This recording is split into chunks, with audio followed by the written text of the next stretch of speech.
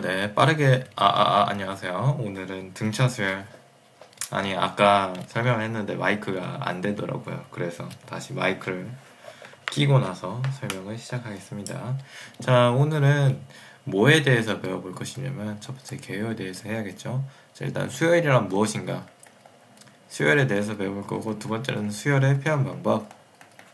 수열의 표현 방법은 어떻게 되는가? 세 번째는 등차 수열에 대해서 배워볼 것이고, 네 번째는 등차 수열의 합에 대해서 배워볼 것입니다. 이 합, 이렇게 네 가지로 나눠서 오늘 설명할 것이에요. 자, 그럼 시작할게요. 자, 첫 번째, 수열에 대해서 알아보겠습니다. 수열이란 무엇이냐 하면은, 일정한 규칙에 따라 나열된 수입니다. 수들이라고 합시다. 일정한 규칙에 따라 나열된 수들을 우리는 수열이라고 해요. 예를 들어보면 어떠한 일정한 규칙이 존재하는가? 1, 3, 5, 7, 9, 11, 13. 여기에선 어떠한 일정한 규칙이 존재하죠? 네, 맞습니다. 플러스 2가 계속 되어가는, 항이 늘어갈수록 플러스 2가 되어가는 그러한 규칙이 있죠. 우리는 이러한 규칙을 가진 수열을 등차 수열이라고 해요. 등차 수열이라고 합니다. 이러한 등차 수열에서 여기 플러스 2를 우리는 공차라고 하죠. 왜? 공통의 차이? 아무튼 3에서 1을 빼도 2, 5에서 3을 빼도 2, 7에서 5를 빼도 2, 9에서 7을 빼도 2, 11에서 9를 빼도 2, 13에서 11을 빼도 2가 되기 때문이죠. 플러스 2. 이런 걸 우리는 공차라고 하고, 여기에서 이 1을 첫 번째 항이라고 합니다. 첫 번째 항이라고 해요.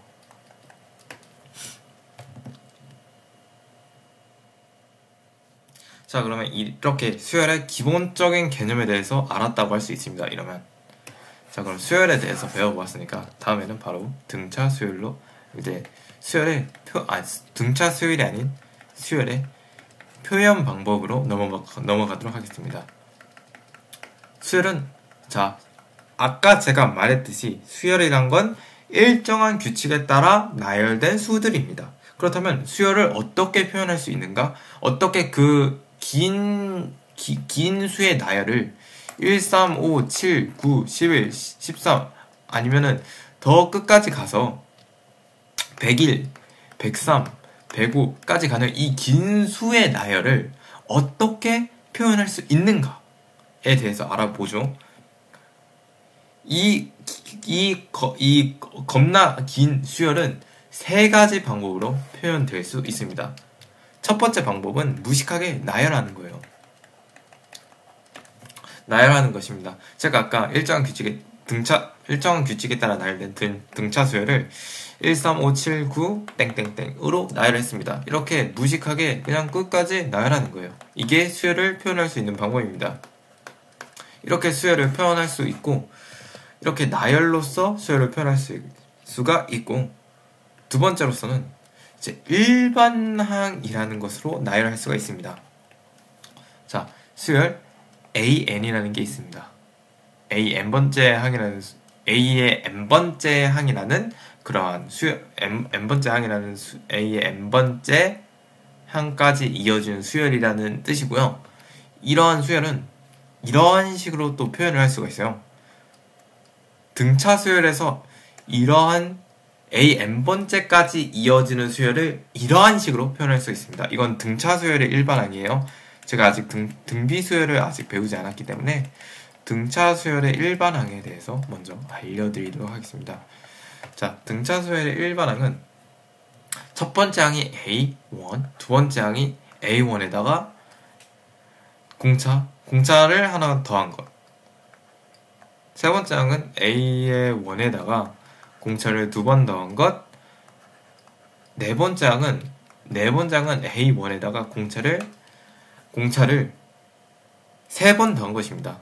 이렇게 A의 이렇게 짝짝짝 넘어가서 A의 n번째 항은 A의 1에다가 공차를 n-1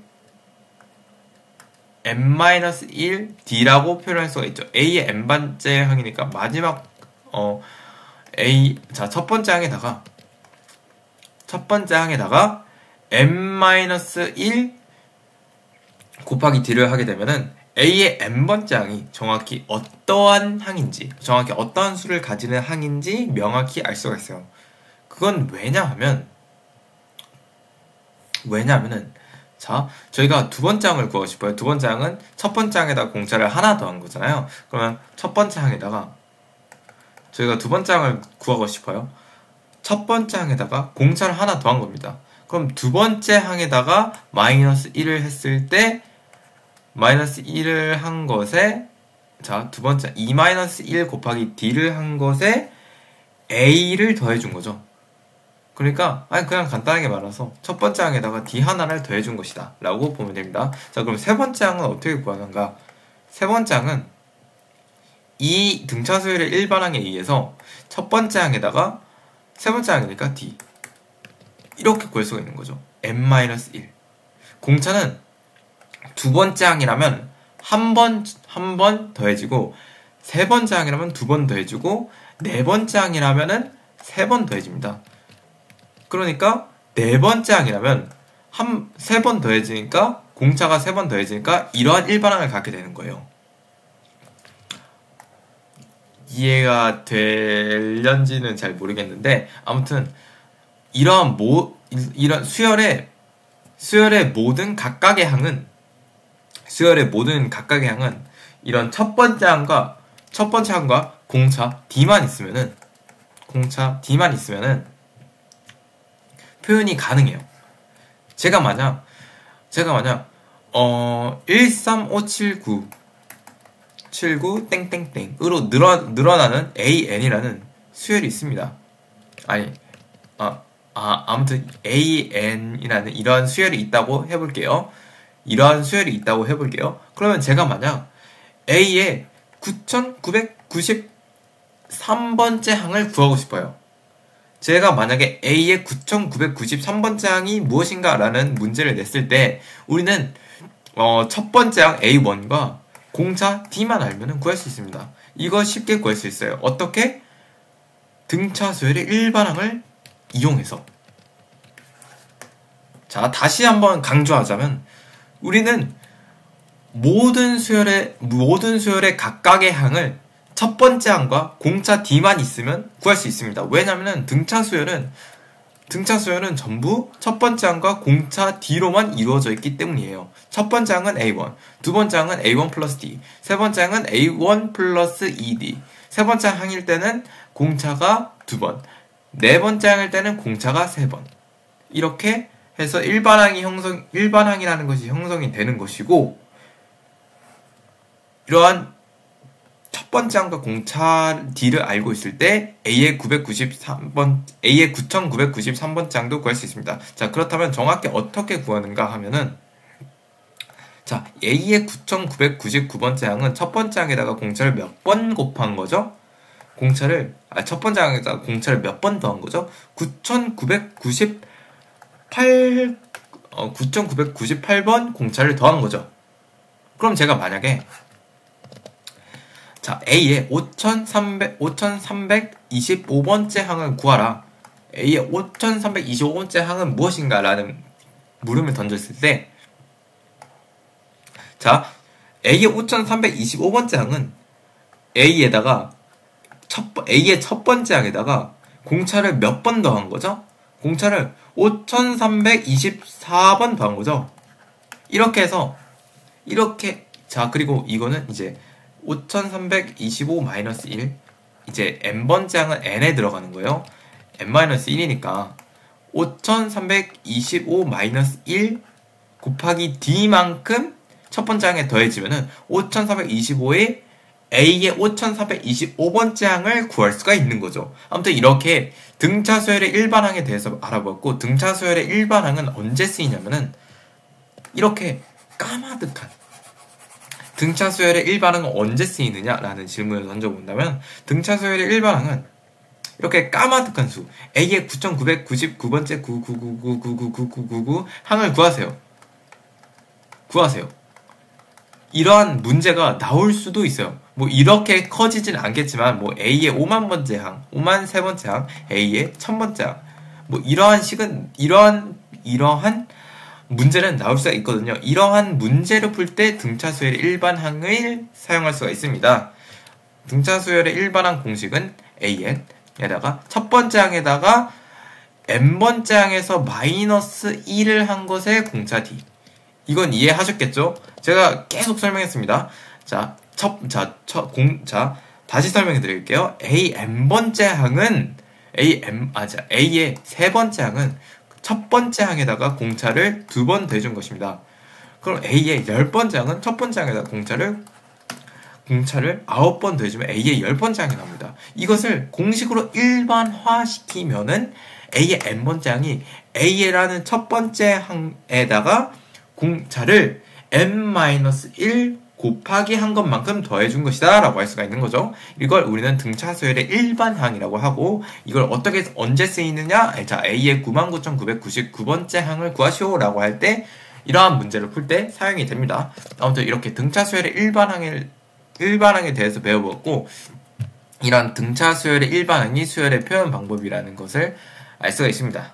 네, 등차 수열의 표현 방법입니다. 일반항은. 자, 그 다음에 등차 수열의 표현 방법으로서 마지막 방법인 수열의 표현 방법으로서 마지막 방법인 귀납적 정리라는 것이 있습니다. 귀납적 정리. 수열의 귀납적 정리라는 것이 있는데요. 귀납적 정리라는 것이 있습니다. 이 수열의 귀납적 정리란 무엇이냐 하냐면, 귀납적 정리? 이 뭔 소리야? 귀납적 정리 굉장히 뭔가 과학적인 표현이죠. 저도 잘 모르겠어요. 일단은 수열의 귀납적 정리라고 하자면 인접한 두 항 간의 관계라고 하는데요. 인접한 두 항 간의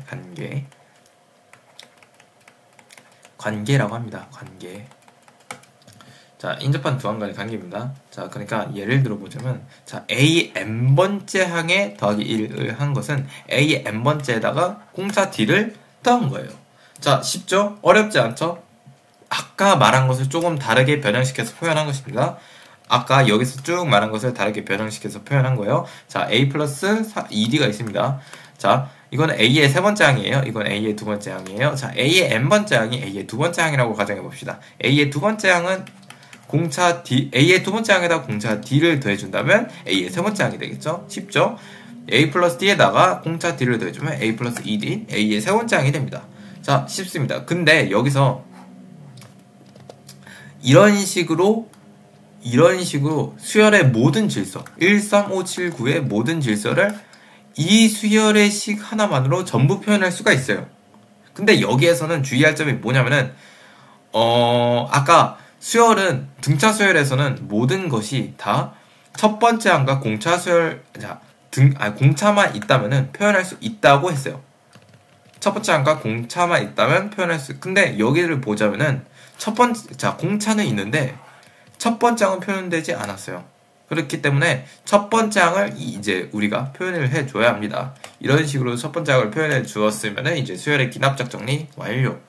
네, 수열의 귀납적 정리 이렇게 표현을 해요. 인접한 두 항 간의 관계를 이렇게 표현을 하는 거고, 그럼으로써 수열의 모든 질서를 표현할 수가 있다. 13579를 끝까지 안 이어가도 이 수열을 한눈에 파악할 수 있다. 한눈에 표현할 수 있다. 라고 보시면 될 것 같습니다. 이렇게 수열의 표현 방법에는 세 가지 방법이 있었어요. 나열과 일반항, 일반항, 그리고 수열의 귀납적 정리.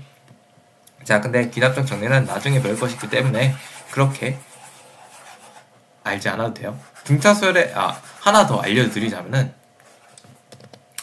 이러한 식이 또 있어요. 자, A의 n 플러스 n과 A의 n과 플러스 A의 n 플러스 2는 2 곱하기 A의 n 플러스 2이다. 그러니까 이것도 수열의 귀납적 정리거든요. 이것도 수열의 귀납적 정리 중 하나인데요. 기납적 정리 중 하나인데, 이거는 등차 중앙이라는 개념을 조금 응용했다고 해야 되나? 등차 중앙이라는 개념을 그냥 일반화시켰다, 등차 중앙이라는 성질을 일반화시켰다라고 보면 되는데, 아직 등차 중앙에 대한 성질을 배우지는 않았습니다. 근데 간단히 설명하자면, 등차 수열에서 짝짝짝 등차 수열에서 인접한 세항을 봅니다. 인접한 세항을 봐요. 그러면 이걸 우리는 등차 중앙이라고 해요. 그러고 보면은, 자, 그러면 등차 중앙을 우리는 A에 n 플러스 1이라고 하겠습니다. 자, 여기를 우리는 3을 우리는 an이라고 하고, 얘를 an 플러스 1, 그리고 이 7을 우리는 an 플러스 2라고 하겠습니다. 자, 그렇다면 이 식이 어떻게 성립되는지 한눈에 보일 거예요. 자, an 3에다가 7을 더해요. 3에다가 7을 더해요. 10이죠? 이게 5죠. 그러면 5는 같다. 아무튼 그러한 식이 있습니다. 이건 나중에 배워볼 거예요. 나중에 배워보고, 이렇게 수열의 표현 방법에 대해서 다 배웠습니다. 자, 수열의 표현 방법에 대해서 다 배울 거예요. 자, 그 다음에 그렇다면 아까 제가 계속 등차 수열 했잖아요. 그럼 등차 수열은 무엇인가에 대해서 배워봅시다. 등차 수열이 무엇인가에 대해서 또 배워보아야 할 것 같습니다. 등차 수열이 무엇이냐 하냐면, 등차 수열은 아까 말했듯이 1, 3, 5, 7, 9 이 등차 수열 일정한 규칙이 이제 두 번째 항에다가 첫 번째 항을 뺐을 때 2, 세 번째 항에다가 두 번째 항을 뺐을 때 2 이렇게 되는 게 등차 수열이에요. 이러한 규칙을 가진 수열이 우리는 등차 수열이라고 합니다. 그럼 등차 수열에는 그럼 사실 이런 등차 수열은 이것만 배우면 끝이에요. 네. 아무튼 그렇습니다. 그냥 수열이라는 것만 알아두세요. 근데 더 중요한 게 뭐냐면은, 여기서 중요한 건 자, 바로 네 번째로 넘어갈게요. 등차 수열의 합. 그럼 등차 수열의 합은 무엇인가? 등차 수열의 합은 뭐냐면은, 등차 수열의 합은 제가 말한 1, 5, 9, 14 맞나? 아니죠. 13이죠. 13 4씩 더하는 거예요. 17, 21 짝짝짝 뭐 이런 게 있어요. 등차 수열의 합은 뭐냐면은, 제가 이 등차 수열에서 여기까지의 모든 항을 구하고 싶다. 모든 항에 각각을 더했을 때 어떠한 값이 나오는지 구하고 싶어요. 라고 했을 때 어떻게 구하는지에 대해서 알아보는 것입니다. 근데 등차 수열의 합을 배우기 이전에 등차 중앙이라는 것에 대해서 배워야 할 것 같아요. 대해서 배우겠습니다. 자, 등차 중앙이란 무엇이냐 하냐면은, 아까 말했듯이 1, 3, 5, 7 땡땡땡이 있을 때 여기에서 이것이 우리는 등차 중앙이라고 해요. 그 다음에 등차 중앙엔 이러한 성질이 있습니다. 등차 중앙이라고, 등차 중앙에 이러한 성질이 있어요. 어떠한 성질? 자, 등차 중앙에서 첫 번째와 그 다음을 더한 것에 반띵을 하게 되면 3이 됩니다. 그러니까 수식으로 표현하자면은 2분의 1 더하기 5가 3이 된다는 거예요. 자, 첫 번째 항은 가져왔고요. 세 번째 항은 가져왔고요. 여기에도 반띵하면은 3이 됩니다. 왜 이게 성립을 하는가? 등차 중앙의 성질 왜 이게 성립하는가를 알아보자면, 자, 아까 제가 말했듯 모든 등차 수열은 첫 번째 항과 공차만 있으면 표현이 된다고 했어요. 첫 번째 항과 공차만 있으면 모든 수열은 표현이 됩니다. 짝짝짝 모든 수열은 이렇게 표현이 됩니다. 자, 근데 여기서 그러니까 여기의 차이는 공차밖에 없는 거잖아요. 공차. 그럼 세 번째 항으로 기준으로 봤을 때 A의 두 번째 항은 그러면 A의 두 번째 항을 기준으로 A의 첫 번째 항은 A의 두 번째 항에서 공차를 하나 뺀 거죠. 공차를 하나 뺐습니다.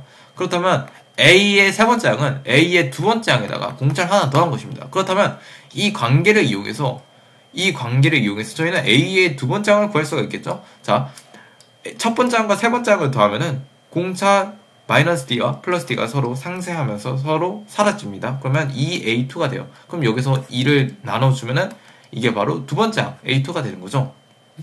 아무튼 이런 게 등차 중앙의 성질입니다. 그렇다면 이런 등차 중앙의 성질로 어떻게 등차 수열의 합을 구할 수 있는가?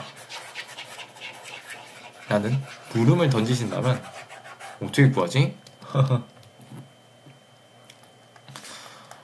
일단 등차 수열의 합은 이제 13579. 자, 1313579 이렇게 수의 나열이 이어집니다. 땡땡땡. 그렇다면은 등차 수열의 합을 일단 어떻게 구하냐면은 만약에 수열이 여기까지 이어져요. 수열이 딱 여기까지 이어집니다. 11까지 이어져요. 그러면은 등차 수열의 첫 번째 항과 마지막 번째 항을 나눈 다음에 6 곱하기 6을 해주면 이 모든 항은 36이 됩니다. 이 모든 항을 냈을 때 36이 됩니다. 못 믿겠다면 한번 더하기를 해보면 되겠죠. 자, 이게 어떻게 성립이 되냐면 1 더하기 11은 12, 3 더하기 9는 12, 5 더하기 7은 12, 36이죠? 36이 됩니다. 그러니까 뭐냐면은 이걸 어떻게 설명해야 할까요?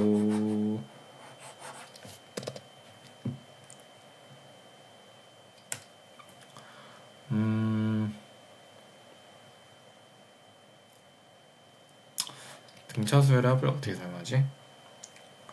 저는 이걸 그래프로서 이해를 하고 이런 식으로. 자, 일단 수열이라는 것은 이러한 식으로도 정리를 할 수가 있습니다. A의 첫 번째 항, A의 두 번째 항, A의 세 번째 항이 뭐다? 1, 3, 5, 7, 9. 그러니까 이걸 만약에 X라고 한다면은 이거는 Y가 되기 때문에 이걸 함수로서 수열을 함수로서 다르게 볼 수도 있는 거죠. 자, 그러면 1, 3, 5, 7, 9로 이렇게 대충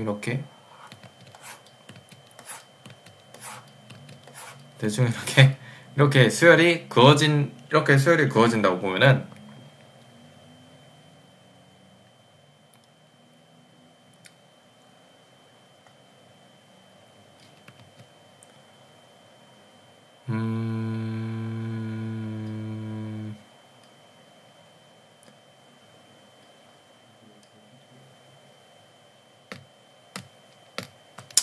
이렇게 설명하는 게 아닌 것 같다. 이렇게 설명을 못하겠어. 일단 등차 수열의 합을 어떻게 구하는가에 대한 물음을 던지는 거잖아. 아무튼 등차 수열의 합 공식에 대해서 먼저 해볼까? 등차 수열의 합 공식. 등차 수열의 합 공식은 첫 번째 항에다가 마지막 번째 항을 더해요. 더한 다음에 첫 번째 항에다가 마지막 번째 항을 더한 다음에 2를 나눠줍니다. 평균이죠? 곱하기 뭐를 해줘요? 항의 개수 6개. 6개를 해주면 36이 나와요. 이게 등차 수열의 합입니다. 근데 왜 이러한 원리가 성립을 하는가?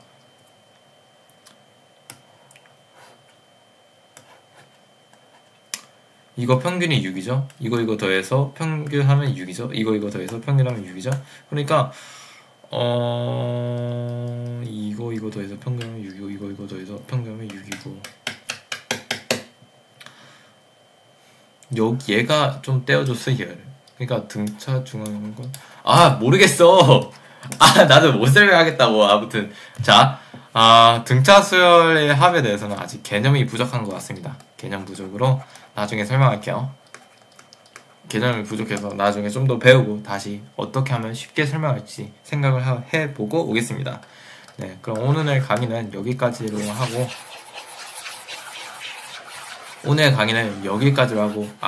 나는 이번 강의로서 무엇이 부족한지 알았죠? 자, 첫 번째 등차 수열의 이번 강의에 대한 피드백을 하게 된다면 그냥 제가 하는 피드백이에요. 이번 강의에 대한 피드백을 하게 된다면은 등차 수열의 합에 대해서 등차 수열의 합이 왜 성립하는지 의식이 왜 성립하는지에 대한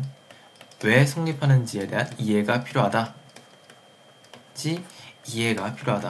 왜 등차 수열의 합 공식이 첫 번째 항에다가 마지막 항을 더한 다음에 평균을 하고 항의 개수를 곱해서 등차 수열의 합을 만드는가에 대한 이해가 필요하다. 이렇게 개념이 이거를 안 잡아주면 나중에 수능 볼 때 개념이 빵꾸가 나서 틀릴 수도 있거든요. 그렇기 때문에 개념을 잘 알아야 된다를 알려주고 이번 강의를 끝나겠습니다. 네, 감사합니다.